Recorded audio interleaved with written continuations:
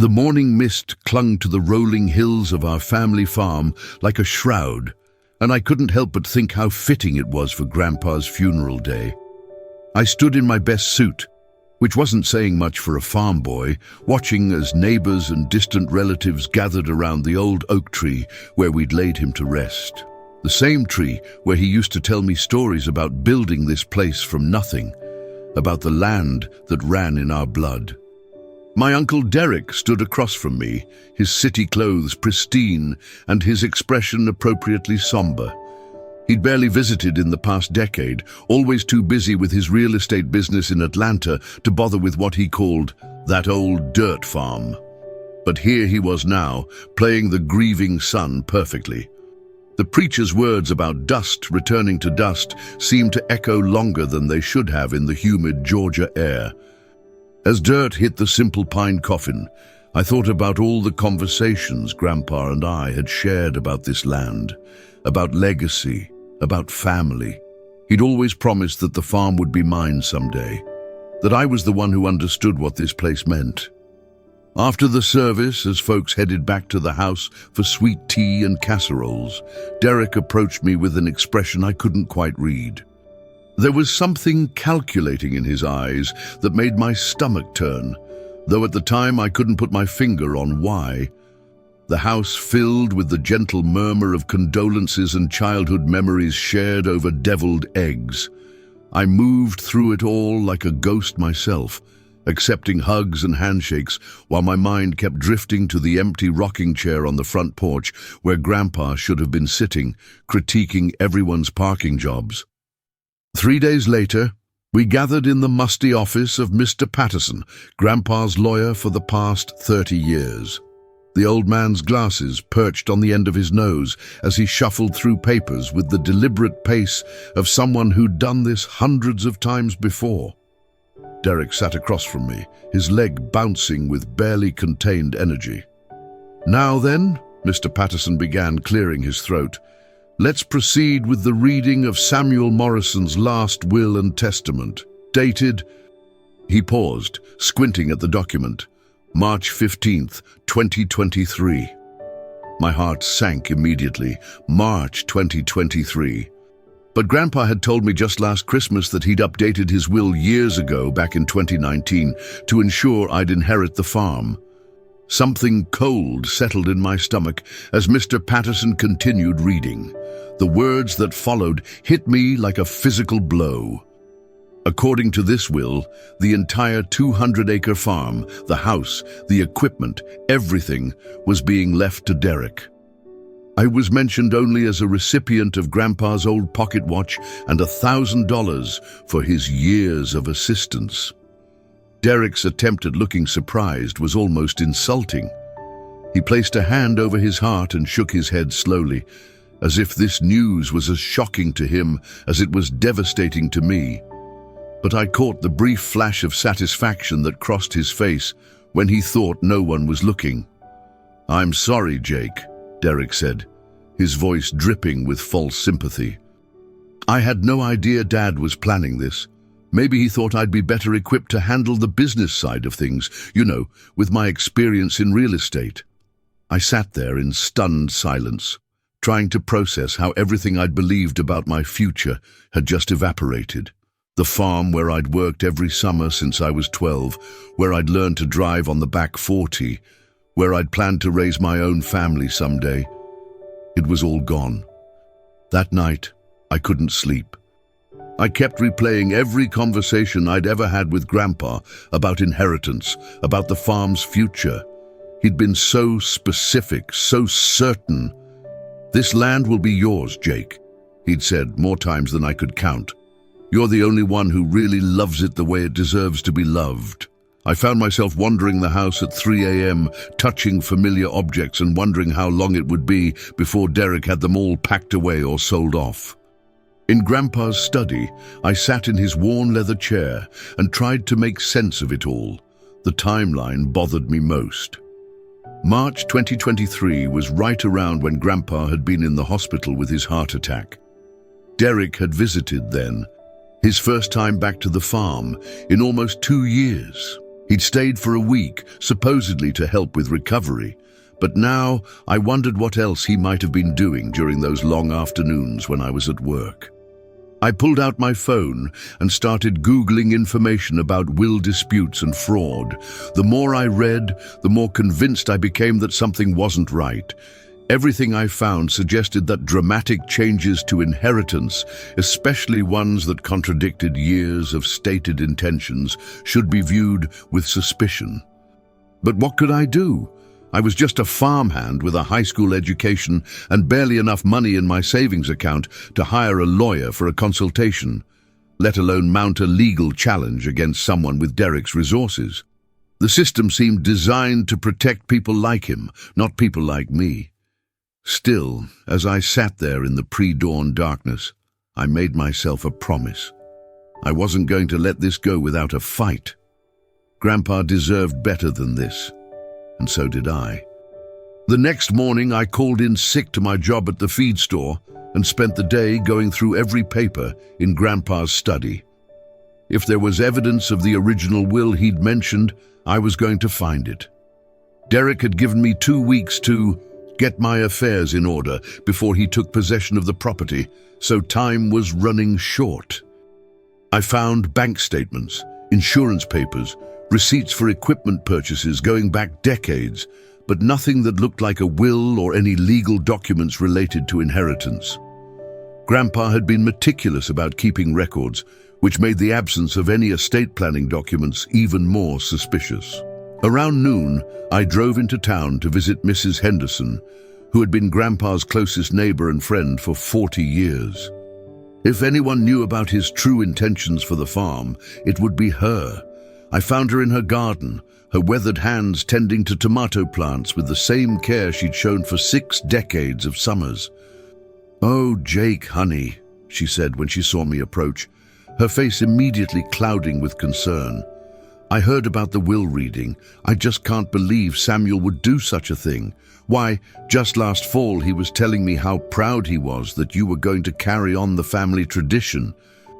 Dude, her words confirmed what I'd suspected, but also deepened the mystery. Mrs. Henderson invited me in for coffee and spent an hour recounting conversations she'd had with Grandpa about his plans for the farm.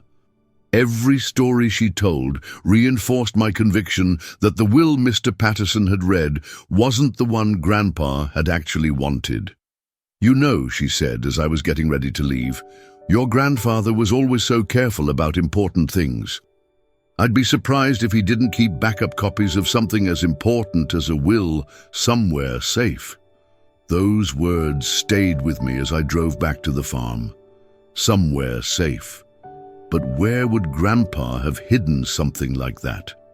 That evening, as I walked around the property trying to think like Grandpa, my eyes fell on the old red Farmall tractor sitting in the back corner of the barn. It had been his pride and joy for 30 years before he'd finally replaced it with something more reliable. Even then, he'd refused to sell it, claiming it had too much sentimental value. "That old girl and I have been through too much together," he used to say whenever I suggested we might get a few $100s for it at auction. "She's earned her retirement." I'd always thought it was just nostalgia, but now I wondered if there might have been another reason he'd been so protective of that particular piece of equipment. Grandpa had been a man who believed in hiding things in plain sight, and what could be more plain sight than an old tractor that everyone assumed was just junk? The barn was dark and musty, filled with the smell of old hay and motor oil. I grabbed a flashlight from the workbench and made my way over to the Farmall. The red paint had faded to a rusty orange, and weeds were growing up around the tires, but the machine still had a certain dignity about it. I started by checking obvious hiding places, the toolbox, the glove compartment under the seat cushion. Nothing. But as I ran my hands along the metal surfaces, I noticed that one of the side panels seemed slightly loose. When I pressed on it, I could feel it give just a little, as if it wasn't quite properly secured. My heart started racing as I went back to the workbench to find the right screwdriver. If Grandpa had hidden something in this tractor, this might be exactly what I'd been looking for. With shaking hands, I removed the screws holding the side panel in place. The metal came away easier than expected, revealing a small cavity that had been created by removing some of the internal components. And there, wrapped in a plastic bag and sealed with electrical tape, was exactly what I'd hoped to find. The envelope was yellowed with age and marked in Grandpa's careful handwriting, "Last Will and Testament of Samuel Morrison, original copy, keep safe."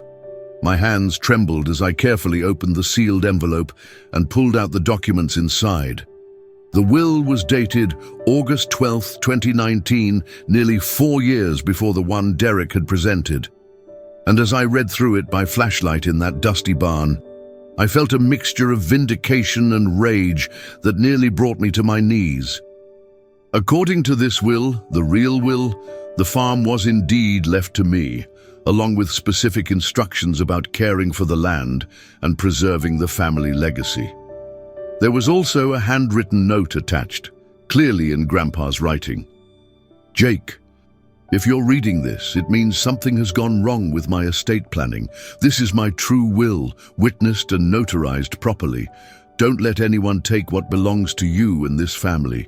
The land chooses its own keeper, and it chose you. Fight for it."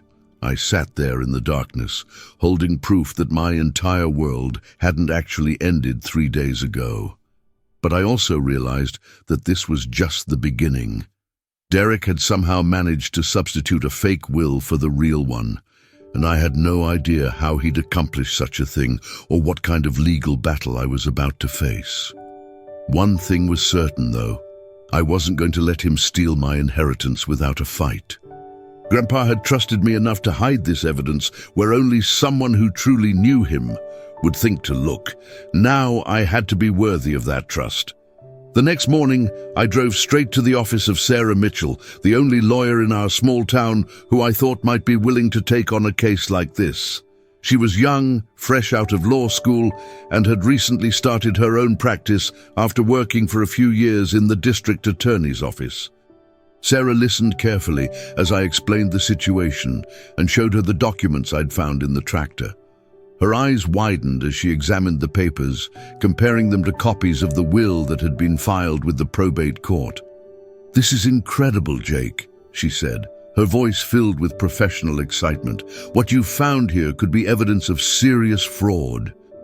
But we're going to need to build a very strong case if we want to challenge someone with your uncle's resources and connections." She explained that will contests were notoriously difficult to win, especially when they involved accusations of fraud against a respected businessman. We'd need to prove not only that the original will was legitimate, but also that Derek had somehow orchestrated the substitution of a fake document. "The good news," Sarah continued, "is that this will you found is properly witnessed and notarized. The bad news is that Derek will claim it's a forgery, and we'll need expert testimony to prove otherwise. That's going to be expensive." I told her about my limited financial resources, expecting her to politely decline the case. Instead, she leaned back in her chair and smiled. "You know what, Jake? I've been looking for a case that would really make a difference in this community. If you're willing to let me work on contingency, meaning I only get paid if we win, I think we should take this on." For the first time in days, I felt something that might have been hope beginning to bloom in my chest. Word travels fast in a small town, and it wasn't long before Derek heard that I'd hired a lawyer and was planning to contest the will. He showed up at the farm that very evening, his usual polished demeanor replaced by something harder and more dangerous. "Jake, I think we need to have a talk," he said, standing in the doorway of the farmhouse like he already owned the place. "I heard you've been making some wild accusations about Dad's will. That's not going to be good for anyone." I invited him in, partly because I wanted to gauge his reaction and partly because I was curious to see how he'd try to handle this situation. He sat down at the kitchen table where Grandpa and I had shared thousands of meals, and the sight of him there made my blood boil. "Look," Derek said, his voice taking on a reasonable tone that I didn't trust for a second. "I know this has been hard for you. Losing Dad, finding out about the will, it's a lot to process. But hiring lawyers and making accusations isn't going to bring him back or change what he decided." I stayed quiet, waiting to see what approach he'd take. Derek seemed to interpret my silence as uncertainty because he leaned forward with what he probably thought was a sympathetic expression. "Tell you what," he continued, "I'm not an unreasonable man. How about we work out a deal? You drop this lawsuit nonsense and I'll sell you back 40 acres at a fair price. You could build a little house, keep some cattle. It would be like having a piece of the old place." The offer was designed to sound generous, but it was also an admission of guilt. If Derek truly believed the will was legitimate and that he'd inherited the farm fair and square, why would he be trying to negotiate with me? His willingness to make a deal told me everything I needed to know about how worried he was. Over the next week, Sarah and I worked tirelessly to build our case. We interviewed Mrs. Henderson and several other neighbors who could testify about Grandpa's stated intentions regarding the farm. We also hired a handwriting expert to examine both wills and provide testimony about their authenticity. The expert, Dr. Emily Ross, spent hours examining every aspect of both documents under high-powered magnification. When she finished her analysis, her conclusions were exactly what we'd hoped to hear. The will I'd found in the tractor showed all the signs of being genuine, written over a period of time with natural variations in pressure and ink flow. The will Derek had presented showed signs of being traced or copied, with unnaturally consistent line weights and several telltale signs of forgery. Whoever created the fake will was skilled, Dr. Ross explained, but they made several mistakes that are invisible to the naked eye. Under magnification, you can see hesitation marks where they paused while copying, and the paper shows signs of being artificially aged. We also discovered some interesting financial information. Sarah's investigation revealed that Derek had been in serious financial trouble earlier that year. His real estate business was facing multiple lawsuits, and he'd been borrowing against his other properties to stay afloat. The inheritance from the farm would have solved all his problems at once.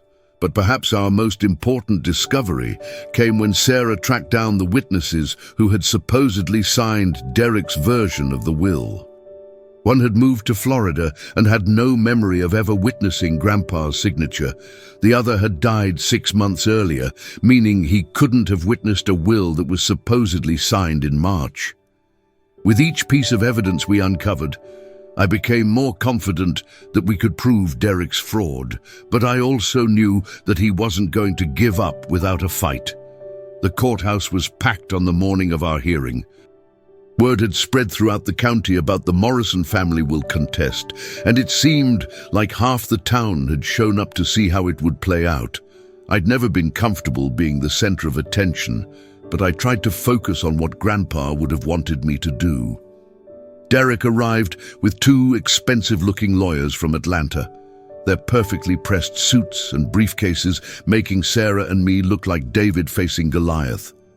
But Sarah had prepared me well for this moment, and I knew we had the truth on our side.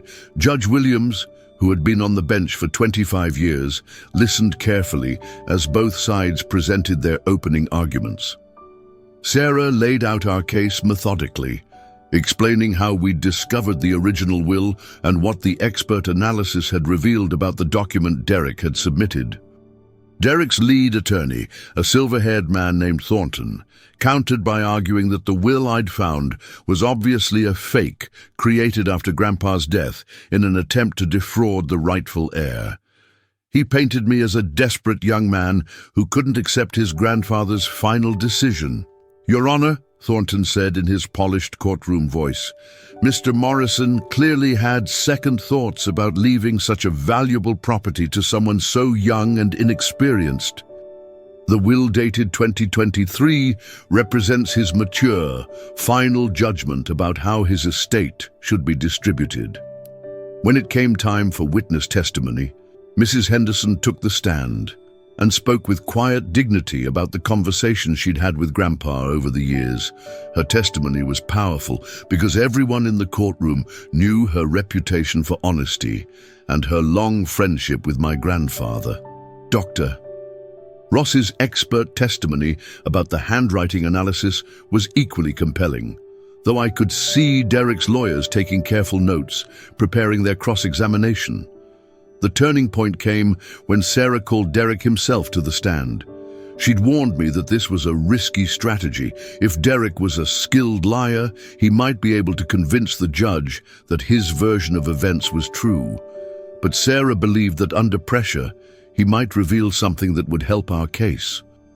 Derek took the oath with confidence, but I could see tension in his shoulders as Sarah began her questioning. She started with easy questions about his relationship with Grandpa and his knowledge of the farm, lulling him into a false sense of security. Then she shifted gears. "Mr. Morrison, you testified that you were surprised to learn you'd inherited the farm. But isn't it true that you visited your father in March 2023, specifically to discuss his will?" Derek's pause was just a fraction of a second too long. "I visited to help with his recovery from the heart attack. Any discussion of his will was incidental." Sarah pulled out a document from her folder. "I have here a receipt from Patterson and Associates showing that on March 18th, 2023, you paid for the preparation of estate planning documents. This was during your visit, wasn't it?" The color drained from Derek's face. "In all our preparation, we hadn't known about this receipt, but Sarah had discovered it during her investigation. Derek's lawyers hadn't prepared him for this line of questioning because they probably didn't know about the receipt either. I was just helping Dad make sure his affairs were in order," Derek stammered. It seemed like the responsible thing to do after his health scare. But Sarah wasn't done. "Mr. Morrison, isn't it true that you specifically asked Mr. Patterson to prepare a new will, leaving everything to you? And when he refused, saying he'd need your father's explicit instructions, you took matters into your own hands?" Derek's attorney jumped up with objections, but the damage was done. Derek's composure had cracked, and everyone in the courtroom could see it. The receipt Sarah had found was the smoking gun that proved Derek had been actively involved in changing the will, not just a surprised beneficiary. The judge took a recess to consider all the evidence, and those 30 minutes felt like the longest of my life. I sat in the hallway with Sarah, trying to read her expression for any hint of how she thought we'd done. "I think we made our case," she said quietly, "but you never know how a judge will rule in a situation like this. Will contests are always unpredictable." When we were called back into the courtroom, Judge Williams looked stern as he prepared to deliver his decision. The packed courtroom fell silent as he began to speak. "This case presents a clear example of attempted fraud," he said, his voice carrying the weight of authority. "The evidence presented by the plaintiff, including expert testimony and documentary proof, demonstrates that Mr. Derek Morrison engaged in a deliberate scheme to substitute a fraudulent will for his father's true testamentary wishes." I felt my knees go weak with relief, but the judge wasn't finished.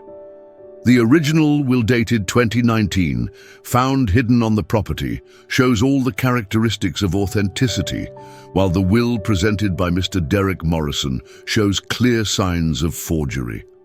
Furthermore, Mr. Derek Morrison's own testimony revealed his active participation in attempting to change his father's estate planning against the deceased's wishes. The judge ordered that the fraudulent will be set aside and that the original 2019 will be accepted as Samuel Morrison's true last will and testament. The farm was mine, just as Grandpa had always intended. As the gavel came down, I looked across the courtroom and saw Derek's face twisted with rage and defeat. His expensive lawyers were already packing up their briefcases, probably calculating how quickly they could distance themselves from a client who had lied to them about the case. The legal victory was just the beginning of my real work. Inheriting the farm meant taking on not just the property, but the responsibility of honoring Grandpa's legacy and vision for the land. The first thing I did was walk every acre of the property, reminding myself of why this place was worth fighting for. Derek had already started making changes during the brief period when he thought the farm was his. He'd had surveyors out marking boundaries for potential development, and I found stakes driven into the ground where he'd planned to subdivide the back 40 for a housing project. Pulling up those stakes felt like erasing a nightmare that had almost become reality. Sarah helped me navigate the legal aftermath of the case. Derek was facing potential criminal charges for fraud, though his lawyers were working hard to negotiate a plea deal that would keep him out of prison. I found that I didn't have much appetite for revenge. I just wanted him out of my life and away from the farm forever. The community response to the case had been overwhelmingly supportive. Neighbors who had known Grandpa for decades stopped by to congratulate me and share their own memories of him. Mrs. Henderson brought over a casserole and stayed for dinner, telling me stories about the early days when she and her late husband had been young farmers just starting out, just like I was now. "Your grandfather would be so proud," she said as we sat on the front porch watching the sunset. "Not just because you fought for what was right, but because you're going to take care of this place the way it deserves." I spent that evening making plans for the farm's future, thinking about crops and cattle and all the improvements I wanted to make. But mostly, I just sat in Grandpa's old rocking chair and felt grateful to be exactly where I belonged. 6 months later, I was sitting on that same front porch when a car pulled up the gravel driveway. To my surprise, it was Mr. Patterson, the lawyer who had read Derek's fraudulent will that terrible day. He looked older and more tired than I remembered, and when he got out of his car, I could see genuine remorse in his eyes. "Jake," he said as he approached the porch, "I hope you'll give me a chance to explain what happened. I've been carrying guilt about this situation for months." I invited him to sit down, curious to hear his version of events. Mr. Patterson had been Grandpa's lawyer for 3 decades, and I'd always respected him. Learning that he'd been involved, even unwittingly, in Derek's scheme had been one of the most disappointing aspects of the whole ordeal. "Your uncle came to me during your grandfather's recovery," he began slowly, "and he had a will that he claimed your grandfather had asked him to bring in for filing. It looked legitimate, and Derek was very convincing about the circumstances. He said your grandfather was embarrassed about changing his mind about the inheritance and had asked Derek to handle the paperwork quietly." Mr. Patterson paused, rubbing his forehead with weathered hands. I should have insisted on speaking with Samuel directly, but Derek seemed so sincere, and I'd known him since he was a boy. It never occurred to me that he would forge his own father's will. The old lawyer reached into his jacket and pulled out an envelope. "This is a refund of all the probate fees, plus interest. It's not much, but it's something. And Jake, if you ever need legal help with the farm or anything else, I won't charge you a penny. It's the least I can do to make up for my part in this mess." I accepted his apology because holding grudges wouldn't help anyone, and I could see that he was genuinely sorry for his role in Derek's deception. After he left, I walked out to the old red farmall tractor that had been the key to solving the whole mystery. The tractor was still sitting in the same spot in the barn, but now it looked different to me. It wasn't just a piece of old equipment anymore. It was a guardian of family secrets, a keeper of justice. I decided to restore it to working condition as a tribute to Grandpa and everything he'd taught me about persistence and fighting for what's right. As I ran my hand along its faded red paint, I thought about how this whole experience had changed me, 6 months ago, I'd been just a farmhand with dreams of someday inheriting this place. Now, I was the legal owner, but more importantly, I'd learned that I had the strength to fight for what I believed in, even when the odds seemed impossible. The farm was mine now, just as Grandpa had always intended. And I was going to spend the rest of my life making sure it remained a place where family, tradition, and the land itself were treated with the respect they deserved. Thank you so much for listening to my story about family, betrayal, and the power of truth. It's been quite a journey sharing how one hidden will and an old tractor changed everything in my life. I hope this story reminded you that sometimes the most important battles are the ones we fight for family and justice, even when victory seems impossible. I'd love to hear from all of you who took the time to listen to this tale. Please write in the comments below and let me know what part of the world you're listening from. I'm always amazed by how far these stories can travel and touch people's lives. Whether you're listening from a farm like mine, a big city, or somewhere in between, I appreciate you being part of this community. And if you enjoyed this story of small-town justice and family secrets, please don't forget to subscribe to the channel. There are more stories where this came from, and I'd love to have you along for the ride. Until next time, remember that the truth has a way of coming to light, especially when good people are willing to fight for it.